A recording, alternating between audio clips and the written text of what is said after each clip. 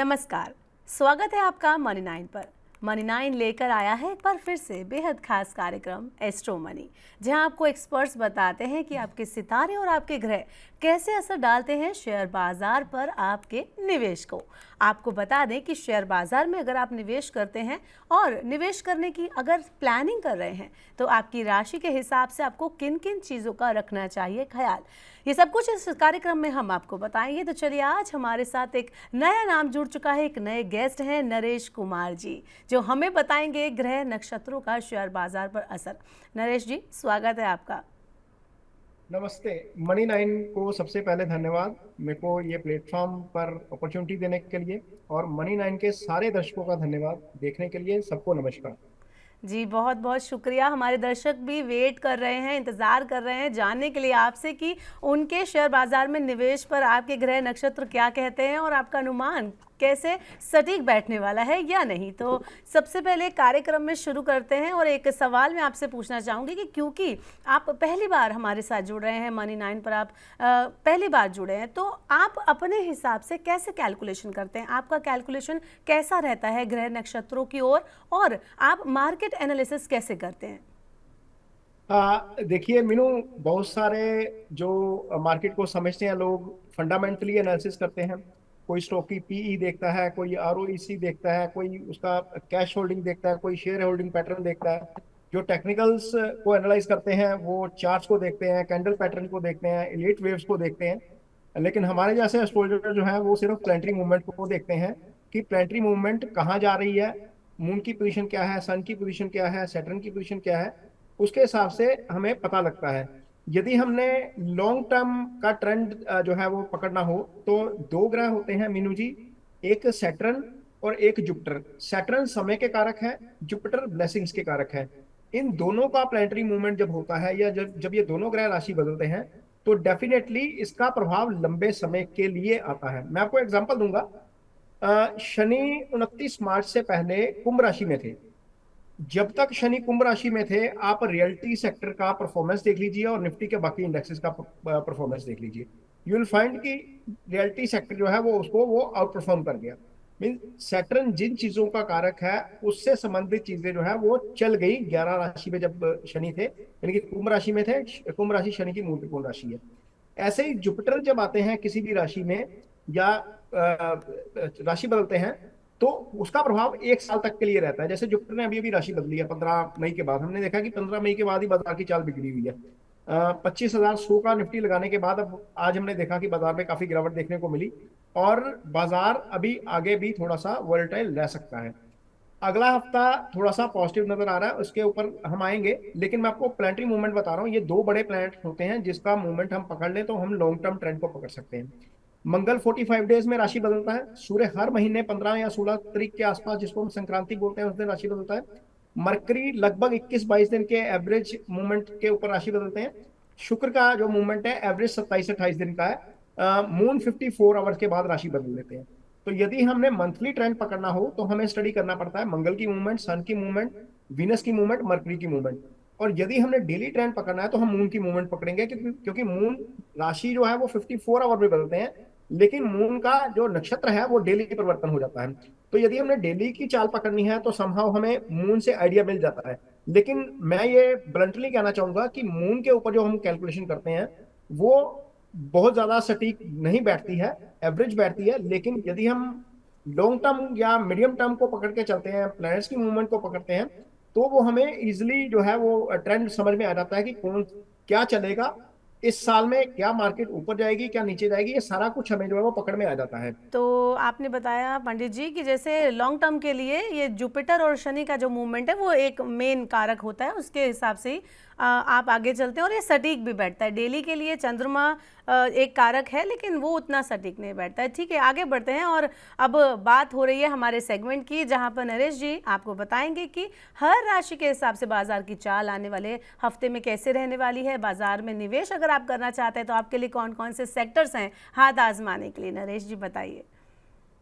देखिए, जब हम बात कर रहे हैं तो उस समय निफ्टी में थोड़ी सी गिरावट देखने को मिल रही है। मैंने अपने पिछले एपिसोड में लिखा था कि निफ्टी वोलेटाइल है 19 से लेकर 23 मई के बीच में। लेकिन 23 मई को मीनू जो मरकरी का ट्रांजिट हो जाएगा, मरकरी एंड सन कंजंक्शन में आ जाएंगे। हमने देखा था कि सन 7 मई को कंजंक्शन में आए थे सन मरकरी के साथ, तो उसके बाद हमने बाजार बढ़ता हुआ देखा। अब दोबारा एक बार 23 को फिर मरकरी कंजंक्शन में आएंगे। जैसे ही ये कंजंक्शन में आएंगे, बाजार में रिकवरी निचले लेवलों, निचले स्तरों से नजर आ सकती है। पिछले हफ्ते हमने क्लाइंट्स को लेवल दिया था कि 24,400 से लेकर 25,000 के बीच निफ्टी ट्रेड कर सकता है। आज हमने देखा कि बाजार ने 25,500 तोड़ा, 24,480-85 के आसपास से वापस घूमा। और अभी जब हम ये एपिसोड शूट कर रहे हैं तो उस समय निफ्टी लगभग 24,600 के बीच आसपास ट्रेड कर रहा है। तो जो जो बाजार है अगले हफ्ते भी जो है थोड़ा सा डिप ले सकता है, लेकिन यहां से रिकवरी नजर आनी चाहिए। अगला वीक रिकवरी का है। ये वीक हमने बोला था कि वॉलेटिलिटी रह सकती है, लेकिन अगले वीक में समहाउ हम देख सकते हैं कि बुध, वीर और शुक्रवार के दिन रिकवरी हमें देखने को मिल सकती है बाजार के अंदर। और जो मई की क्लोजिंग होगी वो रफली 25,000 के आसपास हो सकती है। हालांकि फंडामेंटली यदि हम देखें तो बाजार में बहुत सारी चीजें चल रही हैं, ग्लोबली बहुत सारी चीजें चल रही हैं। अमेरिका के डेट का इशू बहुत बड़ा इशू समझ में आ रहा है, क्योंकि वहां पर जो कारपोरेट डेट है लगभग 1 ट्रिलियन के आसपास का, $1 ट्रिलियन के आसपास का कारपोरेट डेट है, वो जून में रोल ओवर होना है। वो सारी चीजें हैं।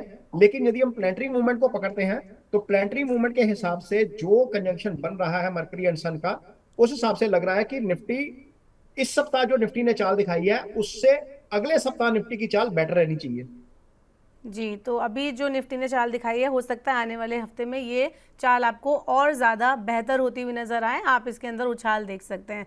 तो अभी आप हमारे दर्शक जो है हमारे साथ जो ये कार्यक्रम देख रहे हैं, उनको आप क्या बताना चाहेंगे कि उनके लिए एक एक राशि के हिसाब से किस सेक्टर में चांस है हाथ आजमाने का, या वो कहाँ कहाँ निवेश के मौके तलाश सकते हैं? देखिए मीनू, जब हम किसी को फाइनेंशियल एडवाइस देते हैं तो सबसे पहले उसका पर्सनल चार्ट चेक करते हैं। जी। उसके आय भाव की स्थिति देखते हैं, उसके धन भाव की स्थिति देखते हैं, उसके जुपिटर की स्थिति देखते हैं, उसके धन भाव के स्वामी की स्थिति देखते हैं। सारी चीजें देखने के बाद 12वां भाव देखते हैं, ये स्पेकुलेशन का भाव होता है। तो फिर हम एडवाइस करते हैं कि आपको स्टॉक मार्केट में आना चाहिए या नहीं आना चाहिए। मीनू, यहाँ पर मैं एक बड़ी इंटरेस्टिंग फैक्ट जो है वो शेयर करूंगा। सेबी की एक फाइंडिंग आई थी कि 90% इन्वेस्टर जो है वो इंट्राडे में पैसा गवा के निकलते हैं। उसका रीजन यह है कि कमजोर जो होता है कुंडली का एक पार्ट, मून कमजोर होता है। मून कमजोर होने के कारण निवेशक जो है वो डिसाइड नहीं कर पाते कि उन्हें किस लेवल पर एग्जिट करना है, कहां पर एंट्री लेनी है। अब आप इमेजिन करिए, हमारा जो साइकिल है मून का, सबको पता है कि अमावस और पूर्णिमा का एक साइकिल होता है 15 दिन का है ना। जब पूर्णिमा होती है तो मून फुल हो जाता है। पूर्णिमा से दूसरा हाफ शुरू होता है जिसको हम डार्क हाफ बोलते हैं, तो वहां तक आते आते अमावस तक 0 हो जाता है। अब 0 से जब मून शुरू होता है, जो 10वीं तिथि है यानी कि डार्क हाफ की 10वीं तिथि है, उसके बाद मून की पोजीशन मजबूत होनी शुरू हो जाती है। यानी कि डार्क हाफ की 10वीं तिथि से लेकर पूर्णिमा तक मून स्ट्रॉन्ग रहता है। पूर्णिमा से जब डार्क हाफ की स्थिति शुरू होती है, सॉरी ब्राइट हाफ की जो स्थिति होती है, उसका 10वीं का मून, 10वीं से पूर्णिमा तक का मून, और डार्क हाफ की पहली से लेकर 6ठी तक का मून, यानी कि टोटल मिलाकर लगभग 9 या 10 दिन महीने में ऐसे होते हैं जब मून की पोजीशन स्ट्रॉन्ग होती है। तो यदि हम इसको कैलकुलेट करेंगे तो रफली 66 या 67% लोगों का मून वैसे ही वीक होता है कुंडली में। जिन लोगों का मून अच्छा भी होता है, मान लीजिए पूर्णिमा के इर्द गिर्द का जन्म भी हो गया, तो भी क्या होता है, मून जिनकी कुंडली में पाप प्रभाव में आ जाता है, राहु केतु एक्सिस में है, 6, 8, 12 में पड़ा हुआ है, तो भी मून जो है वो कंफ्यूजन देता है। इसी कारण जो फाइंडिंग आई है ना सेबी की, इसी कारण है कि 90% लोग जो है वो इन्वेस्टर पैसा जो है वो गवा के निकलते हैं। रीजन यही है कि मून खराब होता है। मून की पोजीशन यदि कुंडली में ठीक नहीं है तो मेरी ये सलाह है कि ट्रेड मत करें, इंट्राडे तो ना ही करें। यदि इंट्राडे करते हैं तो आपको लॉस हो सकता है। अब आएंगे इंडिविजुअल, जैसे आपने बताया कि राशि वाइज कैसे पकड़ेंगे इसको, कैसे फायदा हो सकता है। तो जब हम किसी को पर्सनल कंसल्ट करते हैं मीनू, तो हम ये बताते हैं कि आपकी कुंडली में लगन की स्थिति क्या है, आय स्थान की स्थिति क्या है, वीनस जो धन का कारक है, जुपिटर जो धन का कारक है, लिक्विड मनी का जो कारक है मून, उसकी स्थिति क्या है, फिर हम सारा कुछ पकड़ते हैं। लेकिन चूंकि यहाँ पर इस प्रोग्राम में हम राशि के हिसाब से देंगे, तो इंडिविजुअल राशि में जैसे मेष राशि को हम पकड़ लेंगे तो शनि 11th हाउस का लोड हो जाएगा। शनि की पोजीशन मेन राशि के जातकों की अच्छी होनी चाहिए। दूसरे भाव में शुक्र की राशि आ जाएगी, आपकी वृषभ, तो शुक्र की पोजीशन ठीक होनी चाहिए। शुक्र धन का भी कारक है, मेष राशि के जातकों के लिए धन भाव का स्वामी भी है।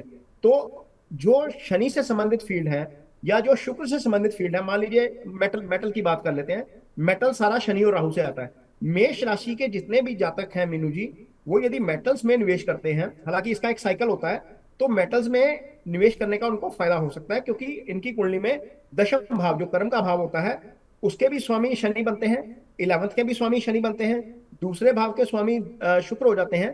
तो एफएमसीजी में पैसा लगाइए, रियल एस्टेट में पैसा लगाइए, रियल्टी में पैसा लगाइए, तो डेफिनेटली उसमें मेष राशि के जातकों को पैसा बनने के चांसेस हैं, प्रोवाइडेड आपकी कुंडली जो है वो इसको सपोर्ट करती हो। लग्जरी जहां पे जुट जाएगी, जहां पर अपेयरेंस जुट जाएगी, मनोरंजन आ गया, आपकी जो है आपका एफएमसीजी आ गया, आपकी लग्जरी आ गई, वहां पर पैसा लगाने से डेफिनेटली पैसा मेष राशि के जातकों को बन सकता है।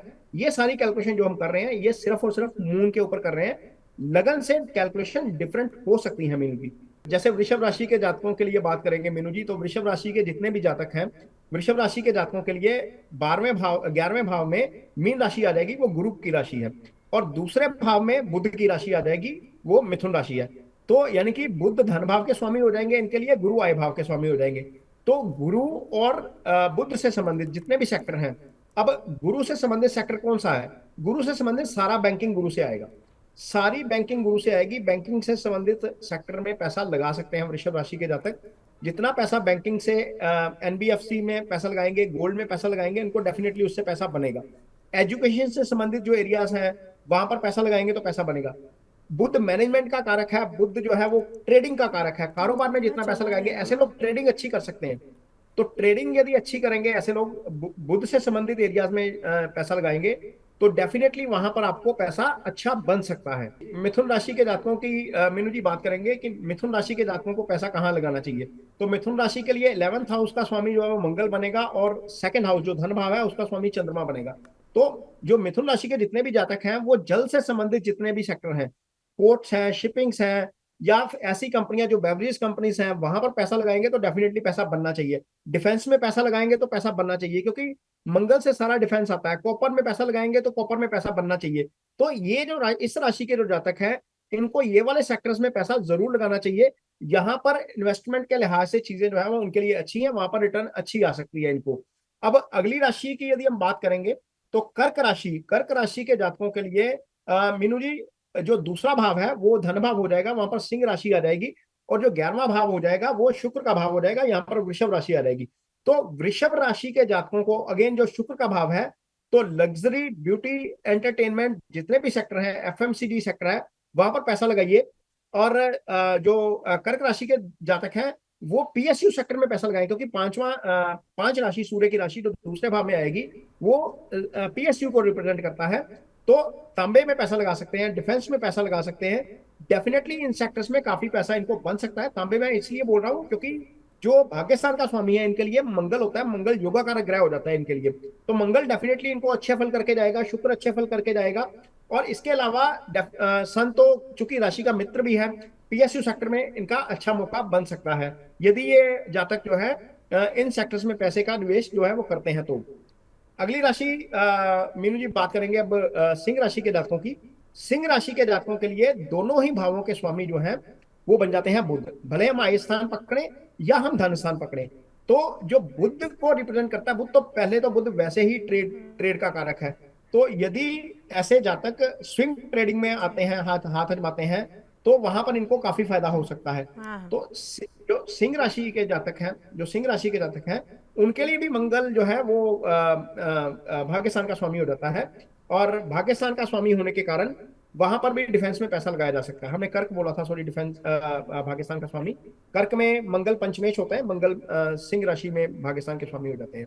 तो यहाँ पर यदि हम देखते हैं तो पैसा सिंह राशि के जातकों के लिए लगाना चाहिए, बैंकिंग में लगाना चाहिए, एफएमसीजी में लगाना चाहिए, एनबीएफसी में लगाना चाहिए। एनबीएफसी में इसलिए बोल रहा हूं क्योंकि दोनों ही भाव जो है आय स्थान और धन स्थान, ये बैंकिंग को रिप्रेजेंट करता है, और बैंकिंग और एनबीएफसी मरकरी और जुपिटर दोनों से देखे जाते हैं। तो जब ये दोनों भाव जुपिटर के भाव हैं तो डेफिनेटली वहां पर पैसा इन्वेस्ट करने का फायदा काफी हो सकता है सिंह राशि के जातकों को। सिंह राशि के जातकों को ये सेक्टर जरूर देखने चाहिए। और राशि स्वामी चूंकि सूर्य है, तो सूर्य से संबंधित जितने भी सेक्टर हैं, पावर का सेक्टर है या आपका पीएसयू का सेक्टर है, वहां पर पैसा लगाया जा सकता है। वहां पर डेफिनेटली अच्छे रिटर्न जो है वो देखने को मिल सकते हैं सिंह राशि के जातकों के लिए। आगे बात करेंगे मीनू जी कन्या राशि के जातकों की। कन्या राशि के जातकों के लिए जो पैसा बनेगा कन्या राशि के जातकों के लिए 11th हाउस जो होता है वो आय स्थान का भाव हो रखता है, जहां पर कर्क राशि आती है, ये आपके चंद्रमा की राशि है। और दूसरा भाव जो है वो आपका धन भाव हो जाता है, वहां पर शुक्र की राशि है। शुक्र चूंकि धन के कारक है, जो इमेंस मनी आता है, बहुत ज्यादा पैसा आता है, वो शुक्र से ही आता है। तो बैंकिंग या लार्ज कैप सेक्टर में पैसा लगाएंगे कन्या राशि के जातक तो डेफिनेटली उसमें पैसा जरूर बनेगा। या फिर बैंकिंग में पैसा लगाइए, या फिर आप पानी से संबंधित कुछ भी आता है, लिक्विड से संबंधित कुछ भी है, बेवरेज है, आपका पोर्ट है, शिपिंग है, या ऐसा काम जहां पर मिल्क इन्वॉल्व हो जाता है या मिल्क प्रोडक्ट इन्वॉल्व हो जाते हैं, वहां पर पैसा लगाया जा सकता है। इस राशि के जातकों को, कन्या राशि के जातकों को, कन्या राशि के जातक वैसे भी काफी कैलकुलेटिव होते हैं, क्योंकि बुध की राशि है तो कैलकुलेटिव होते हैं। तो यहां पर पैसा लगाएंगे कन्या राशि के जातक तो डेफिनेटली उसमें काफी फायदा जो है वो इनको देखने को मिलेगा। ये राशि जो है मेजरली प्ले करे पानी से संबंधित फील्ड के ऊपर और फाइनेंस से संबंधित फील्ड के ऊपर। तुला राशि के जातकों के लिए यदि हम देखते हैं, जो आपके सूर्य हैं वो 11वें भाव के स्वामी हो जाते हैं, यानी कि आय जो आएगी वो आपको सूर्य से आएगी। और मंगल जो होते हैं वो धन भाव के स्वामी हो जाते हैं। अब सूर्य और मंगल पहले तो दोनों आपस में मित्र हैं। सूर्य से संबंधित फील्ड में या मंगल से संबंधित फील्ड में जितना भी पैसा लगाएंगे, वहां पर आपके पैसे में ग्रो, ये नहीं है कि ट्रेड में पैसा लगाना है या आप शेयर मार्केट में पैसा लगाना है। अदरवाइज भी आप कहीं पर भी ऐसा काम करते हैं जो सूर्य या मंगल से संबंधित है, तो आपको उसमें फायदा होता हुआ नजर आएगा। और यहाँ पर चूंकि सूर्य सत्ता है, सूर्य सरकार है, पीएसयू पावर सब सूर्य से आएगा। मंगल अगेन डिफेंस वहां पर आएगा, मंगल से रियल एस्टेट आएगा, मंगल से फूड बिजनेस आएगा। जितने भी कंपनीज हैं जैसे पिज्जा हट है या डोमिनोज है, इनके स्टॉक मार्केट में लिस्टेड हैं, इन सेक्टर्स में पैसा लगाया जाएगा। तो यहाँ पर तुला राशि के जातकों को इन सेक्टर्स में अच्छी कमाई हो सकती है। अगली राशि में पर आएंगे मीनू जी, ये आपकी वृश्चिक राशि है। ये मंगल की ही राशि है। मंगल अगेन डिफेंस का कारक है, कॉपर का कारक है, और पोर्ट्स यहाँ पर देखे जाते हैं, कम्युनिकेशन सारी मंगल से देखते हैं। या वृषभ राशि के जितने भी जातक हैं, वृश्चिक राशि के जितने भी जातक हैं, वो आप पैसा लगाएं बैंकिंग में, फाइनेंस में, एफएमसीडी में, या फिर आप पैसा लगाएं एनबीएफसी में। क्योंकि जो वृश्चिक राशि है ना, वृश्चिक राशि का जो दूसरा भाव है, जहां से हम धन देखते हैं, वहां पर गुरु की धनु राशि आ जाती है। तो जो धनु राशि का सिंबल है, जो आप देखेंगे कि स्क्रीन के ऊपर कैसे डिस्प्ले होता है, वहां पर एरो पकड़ी हुई है ना व्यक्ति ने। तो एरो जो है वो डिफेंस को रिप्रेजेंट करता है, वो सारा आर्म्स एंड एम्युनिशन को रिप्रेजेंट करता है। कॉपर में पैसा लगाया जा सकता है, डिफेंस में पैसा लगाया जा सकता है, बैंकिंग में पैसा लगाया जा सकता है। तो ये सारे सेक्टर जो है वो वृश्चिक राशि के जातकों के लिए है। पीएसयू में पैसा लगाइए। आप चूंकि आपके लिए सूर्य दशम भाव के स्वामी हो जाते हैं, ये जो कुंडली होती है, तो आप मेडिसिन या फार्मा के सेक्टर में भी पैसा जो है वो अच्छा कमा सकते हैं। अगली राशि मीनू जी बात करेंगे जो आपकी धनु राशि है। तो धनु राशि के जातकों के लिए जो ये सिंबल आ गया, जैसे मैं आपको बता रहा था ना, एरो पकड़ा हुआ है, तो धनु राशि के जातकों के लिए जो दूसरी राशि जो धन भाव है, वहां पर शनि की राशि आ जाएगी। तो शनि की राशि, शनि से संबंधित एरिया जितने भी हैं वो फायदे का सौदा साबित हो सकते हैं। या 11वां भाव जो होगा आपका, वहां पर तुला राशि आ जाएगी। तो तुला राशि से संबंधित, तुला राशि शुक्र की राशि है, यानी कि शुक्र और शनि इन दोनों से संबंधित जितने भी आर्टिकल्स हैं या जितने भी एरियाज हैं, फील्ड हैं, जितने भी सेक्टर्स हैं, वहां पर पैसा लगाया जाए तो धनु राशि के जातकों को अच्छा पैसा बन सकता है। अब शुक्र से बहुत इमेंस मनी आता है, लार्ज कैप सारा शुक्र से देखते हैं हम। यदि हम स्टॉक मार्केट का स्टडी करते हैं, रियल्टी सेक्टर हम सारा शनि से देखते हैं, जहां पर लेबर इन्वॉल्व हो जाती है। कंस्ट्रक्शन कंपनी सारी हम वहीं से देखेंगे, कंस्ट्रक्शन कंपनीज में पैसा लगाया जा सकता है। फिर चूंकि शुक्र है तो सोने का विचार भी शुक्र से किया जाता है। जितना सौंदर्य प्रसाधन है, मीन जिसको बोलते हैं हम कॉस्मेटिक्स बोलते हैं, वहां पर पैसा लगाया जा सकता है। पीवीआर जैसी कंपनियां जो बड़ी कंपनीज हैं, जो मार्केट में लिस्टेड हैं, जो एंटरटेनमेंट से संबंधित हैं, उनमें पैसा लगाया जा सकता है। तो ऐसी कंपनीज जहां सीधा संबंध ब्यूटी से हो जाए, लग्जरी से हो जाए, रियल्टी से हो जाए, रियल एस्टेट से हो जाए, वहां पर पैसा जो है वो धनु राशि के जातक मीनू लगा सकते हैं। और अब हम जब अगली राशि की बात करेंगे तो यहाँ पर मकर राशि के जातकों की मीनू जी बात करेंगे। तो मकर राशि के जातकों के लिए अगेन शनि दूसरे भाव के स्वामी हो जाएंगे। शनि की मूल त्रिकोण राशि आपके धन भाव में आ जाएगी, और मंगल की वृश्चिक राशि आपके आय स्थान में आ जाएगी, और तुला राशि आपके दशम भाव में आएगी।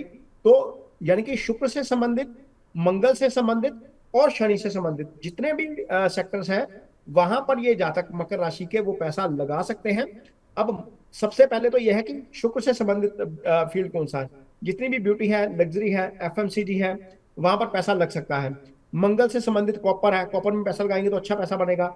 डिफेंस है, फिर रियल एस्टेट है, रियल्टी है, जितनी भी बड़ी कंस्ट्रक्शन कंपनी है जहां पर लेबर मेजरली इन्वॉल्व होती है, वो सारी सेक्टर से देखेंगे तो यहाँ पर पैसा जो है वो लगाया जा सकता है। यदि हम इसको इस तरीके से कैलकुलेट करके चलेंगे, यदि हम अपनी इन्वेस्टमेंट है इस तरीके से मैनेज करके चलेंगे, कुछ लोगों को कुछ पर्टिकुलर सेक्टर्स में ही कमाई होती है मीनू जी। तो यदि हम उस पर्टिकुलर सेक्टर को पकड़ लेते हैं आपकी कुंडली के मुताबिक, तो लॉन्ग टर्म में हम अच्छा पैसा बना सकते हैं। अगली राशि बात करेंगे, कुंभ राशि है। कुंभ राशि के जातकों के लिए जो गुरु हैं वही आय स्थान के स्वामी हो जाते हैं, वही धन स्थान के स्वामी हो जाते हैं। मंगल इनके लिए कर्म स्थान के स्वामी होते हैं। तो मंगल से संबंधित सेक्टर में पैसा लगाया जा सकता है, जुपिटर से संबंधित पैसा सेक्टर में पैसा लगाया जा सकता है। अब जो रियल एस्टेट आता है मीनू जी, वो दो तरीके से देखते हैं हम। मंगल जो है वो सिर्फ लैंड से, यदि हमने कोई संबंधित कोई डील देखनी है तो सिर्फ मंगल से देखेंगे। यदि हमने कंस्ट्रक्टेड प्रॉपर्टी देखनी है तो वीनस से देखेंगे। तो ये जो जातक है कुंभ राशि के जातक, जितना पैसा बैंकिंग में लगाएंगे, जितना पैसा जो शेयर मार्केट की कंपनियां होती है ना, जैसे मोतीलाल ओसवाल है, एंजल वन है, इतनी इस तरह की कंपनीज हैं जो मनी मैनेजमेंट का काम करती हैं, वहां पर पैसा लगाएंगे। एनबीएफसी में पैसा लगाएंगे, आप फाइनेंस में पैसा लगाएंगे। जितनी भी छोटी कंपनीज आजकल लिस्ट हो रही हैं, बहुत सारी कंपनी एसएमई एक्सचेंज में लिस्ट हो रही हैं, जिनका काम जो है वो छोटे लेवल के ऊपर, मैक्रो लेवल के ऊपर फाइनेंसिंग करना है, वहां पर पैसा लगाएंगे तो वहां पर अच्छा पैसा बनता हुआ नजर आ सकता है। फार्मा में अच्छा पैसा बनता हुआ नजर आ सकता है। अब मेडिसिन सेक्टर जितना भी है, क्योंकि मंगल को रिप्रेजेंट करता है, कम्युनिकेशन में अच्छा पैसा बन सकता है कुंभ राशि के जातकों के लिए। तो ये सेक्टर है जो कुंभ राशि के जातकों को थोड़ा सा ट्रैक पर रखने चाहिए, इनको अपनी वॉच लिस्ट में रखना चाहिए, और वहां पर इनके लिए पैसा जो है वो बन सकता है। अगली और आखिरी राशि मीनू जी यहाँ पर बात करेंगे। आखिरी राशि है आपकी मीन राशि। ये गुरु की राशि है। यहाँ पर धन स्थान के स्वामी खुद मंगल बन जाते हैं, और आय स्थान के स्वामी यहाँ पर शनि बन जाते हैं, क्योंकि शनि की मकर राशि 11th हाउस में आ जाती है, और धन स्थान में आ जाती है आपकी मंगल की मेष राशि। ये मूल त्रिकोण राशि है मेष मंगल की। और आपके दशम भाव में भी गुरु की अपनी ही राशि आ जाती है, जिसको धनु राशि बोलते हैं। तो यहाँ पर धनु राशि के जातकों के लिए सबसे पहले तो सॉरी मीन राशि के जातकों के लिए सबसे पहले तो बैंकिंग में पैसा लगाएंगे, सोने में पैसा लगाएंगे, तांबे में पैसा लगा सकते हैं, और डिफेंस में पैसा लगा सकते हैं। तो ये सारे मेडिसिन सेक्टर में पैसा लगा सकते हैं। ये सारे सेक्टर्स जो हैं वो आपके जो मीन राशि के जातक हैं उनके लिए फायदे का सौदा साबित हो सकते हैं। लेकिन मैं एक एंड में ये सलाह जरूर दूंगा, कोई भी इन्वेस्टमेंट करनी है, किसी को भी कोई भी इन्वेस्टमेंट करनी है, तो आप पहले किसी अच्छे निवेश सलाहकार की मदद जरूर लीजिए। दूसरा, अपनी कुंडली का एनालिसिस जरूर करवाइए, क्योंकि कई बार क्या होता है कि एक फंडामेंटल एनालिस्ट या टेक्निकल एनालिस्ट जहां पर आप निवेश की सलाह लेते हैं, वो आपके पोर्टफोलियो को कोई और शेप देता है। और जिसको एस्ट्रोलॉजी की समझ है, वो आपकी एस्ट्रोलॉजी में आपकी कुंडली के मजबूत ग्रहों के आधार पर पोर्टफोलियो में मेजर छेड़छाड़ किए बिना थोड़ा सा सेगमेंट को आगे पीछे करके, क्योंकि जितने भी फंड मैनेजर हैं उनका एक सेट पोर्टफोलियो होता है कि इन्होंने मान लीजिए किसी एक म्यूचुअल फंड में पैसा लगाना है तो 8% मेटल में रखेंगे, मेजर पोर्टफोलियो आपका बैंकिंग में रखेंगे, या फिर फार्मा में कुछ पोर्शन कर देंगे, है ना। उन्होंने सेक्टरल जो है वो डिफाइन किया होता है कि यहाँ पर हमने इतनी एलोकेशन देनी है। लेकिन यदि आप इंडिविजुअल कुंडली पे आएंगे तो हो सकता है कि आपके पोर्टफोलियो का एक मेजर चंक ही एक पर्टिकुलर पोर्शन में आ जाए। जैसे यहाँ पर जितने भी दर्शक सलाह देख रहे हैं, मैं सलाह दूंगा कि अगले 10 साल के लिए गोल्ड को हेजिंग टूल मत समझिए, गोल्ड को इन्वेस्टमेंट टूल समझिए, और एक मेजर चंक अपने इन्वेस्टमेंट का गोल्ड में जरूर रखिए। आपको डेफिनेटली इसका फायदा होगा आने वाले दिनों में। जी, तो नरेश जी ने बताया अभी हमें कि 12 राशि के जातकों को कहाँ कहाँ निवेश के अभी मौके हैं। उन्होंने कई सारे सेक्टर्स हमारे दर्शकों के लिए बताए हैं, लेकिन हाँ, एक बात ये भी ज़रूरी है कि आप अपने एडवाइज़र की सलाह ज़रूर ले लें, फाइनेंशियल एडवाइज़र की। इसके बाद आप अपनी कुंडली का एनालिसिस करें, और उसके बाद जो सेक्टर निकल के आए आप उसमें दाव खेल सकते हैं। और ये आपने बात एकदम सही की कि सबकी कुंडली के हिसाब से अलग अलग सेक्टर निकल के आ सकता है। तो ये बहुत वास्ट सेक्टर हमने बताए आपको, जहाँ आप एक बार हाथ आजमा सकते हैं। और दूसरा आपने बताया अभी कि सोने को आपने एक बहुत इंपॉर्टेंट बताया कि आप इसको एक सेविंग टूल की तरह देख सकते हैं। लॉन्ग टर्म के लिए अगर आपको अपनी सेविंग रखनी है तो आप सोने में भी एक बार हाथ आजमा के देख सकते हैं।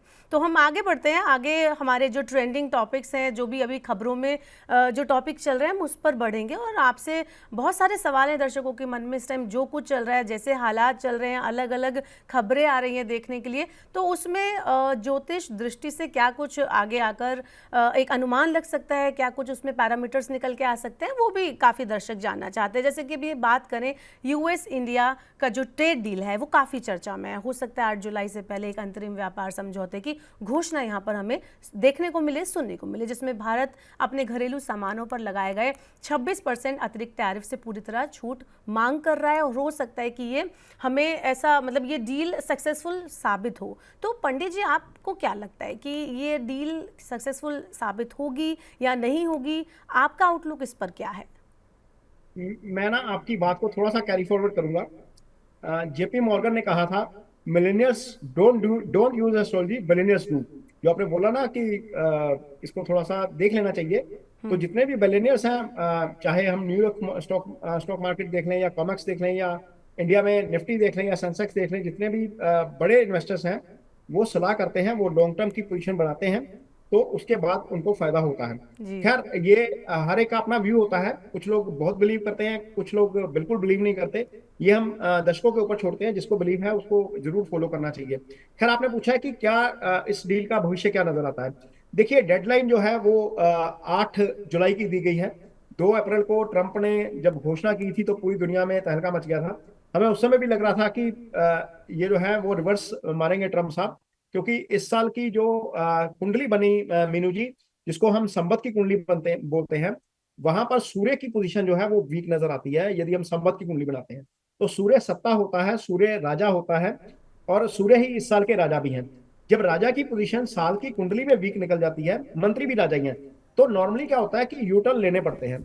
आप भले ही पुतिन को देखिएगा, भले ही ट्रंप को देखिएगा, भले ही नेतन्याहू को देखिएगा, भले ही भारत में मोदी साहब को देखिएगा, यू टर्न लेने पड़ेंगे। इस साल में बहुत बड़े बड़े यू टर्न होंगे, और इन्हीं यू टर्न के कारण बाजार जो है वो डोल्ड्रम में रहेगा। जैसे हमने 3, 4, 5 अप्रैल को देखा कि निफ्टी धड़ाम से गिरा, गैप डाउन ओपनिंग देखी हमने। फिर उसी महीने में हमने देखा कि निफ्टी ने बॉटम से 2600 पॉइंट की रिकवरी भी दिखाई।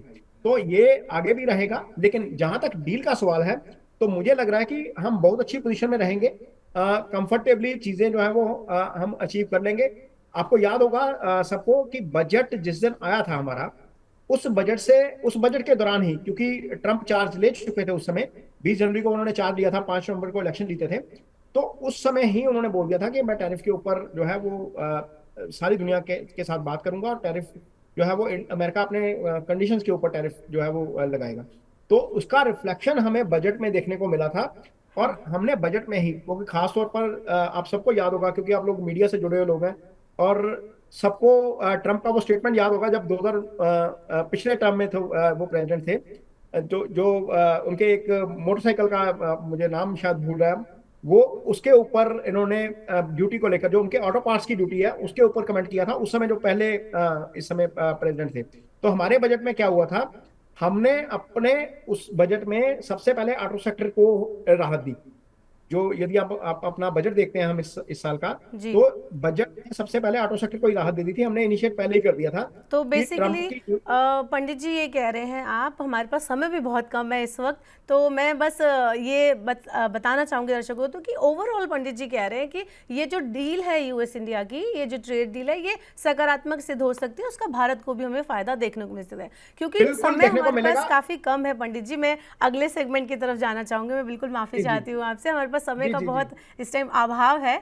तो अगला जो जी। हफ्ता रहने वाला है, बहुत एक शॉर्ट एंड क्रिस्प आपसे आंसर चाहूँगी कि अगला जो हफ्ता रहने वाला है शेयर बाजार में वो कैसा रहने वाला है, आपके हिसाब से क्या कुछ सेट होते हुए नजर आ रहे हैं पैरामीटर, और किस दिन आपको बड़ा एक्शन देखने को मिलेगा? पंडित जी, बहुत ही एक शॉर्ट आंसर में चाहूँगी। देखिए, 23 अप्रैल को मरकरी राशि बदल देंगे। मरकरी वीनस सन के साथ आकर कंजंक्ट होंगे, यहाँ पर युति बन जाएगी। और जिस दिन ये राशि बदलेंगे उसके बाद से बाजार घूमना शुरू हो जाएगी।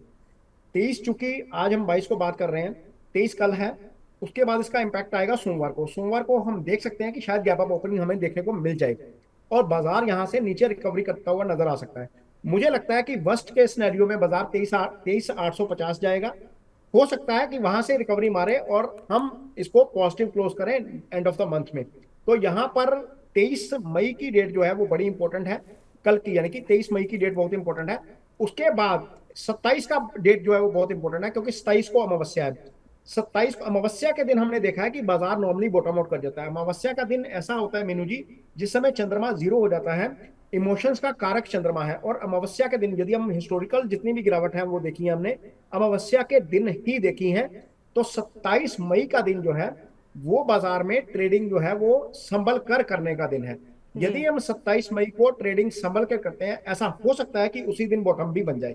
जो हम ये ट्रेंड देख रहे हैं, ऐसा हो सकता है कि उसी दिन भी बॉटम बन जाए। लेकिन मरकरी और सन का कंजंक्शन जो है वो एक अच्छा आपको अपमूव दे के जाएगा। चूंकि ये कंजंक्शन अभी कुछ दिन के लिए बनेगा, जब तक सन राशि नहीं बदलते हैं तब तक के लिए ये कंजंक्शन रहेगा।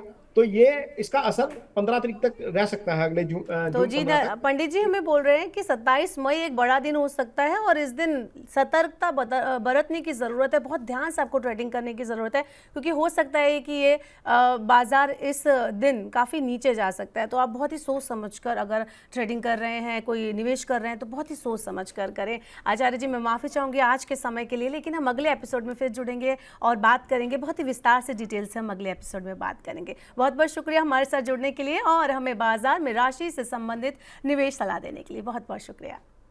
Thank you Meenu ji. TV9 money के सभी दर्शकों का धन्यवाद जुड़ने के लिए। और कमेंट बॉक्स में अपनी राय जरूर दीजिएगा। मैं चाहूंगा TV9 मनी का जो ये प्रोग्राम है वहां पर बताइएगा जरूर। यदि आपका एक्सपीरियंस इस वीडियो को देखने के बाद, आप ऑब्वियसली सभी लोग ट्रेड लेंगे, देखेंगे इस एपिसोड को, इसको ऑब्जर्व करिएगा। और यदि हमें कुछ करेक्ट करने की जरूरत है तो इसी के कमेंट बॉक्स के नीचे हमें राय जरूर दीजिएगा कि कहीं हमारे से भी गलती हो सकती है। मीन्स कहने को तो हम एस्ट्रोलॉजर हैं, लेकिन हम पहले इंसान हैं, तो वहां पर गलती की गुंजाइश हमेशा किसी से भी रहती है। तो यदि हमें पता लगेगा कि कहाँ पर गलती है तो हम उसको सुधार सकेंगे। जी बिल्कुल, कहीं अगर आपको भी लगता है दर्शकों को कि हमें कहीं पे सुधारने की गुंजाइश है तो बिल्कुल आप फ्री हैं कमेंट बॉक्स में बताने के लिए। बहुत बहुत शुक्रिया पंडित जी। तो राशि और बाजार का कनेक्शन कैसे होता है, राशि और ग्रह कैसे डालते हैं बाजार में आपके निवेश पर, सर ये सब कुछ हमने इस एपिसोड में आपको बताया। तो अगर आपके पास निवेश को लेकर कोई भी सवाल है तो आप हमें नीचे कमेंट बॉक्स में अपने नाम और डेट ऑफ बर्थ के साथ पूछ सकते हैं। बने रहिए एस्ट्रो मनी के साथ, मनी 9 देखना ना भूलें। और फिलहाल के लिए एस्ट्रो मनी के इस एपिसोड में इतना ही।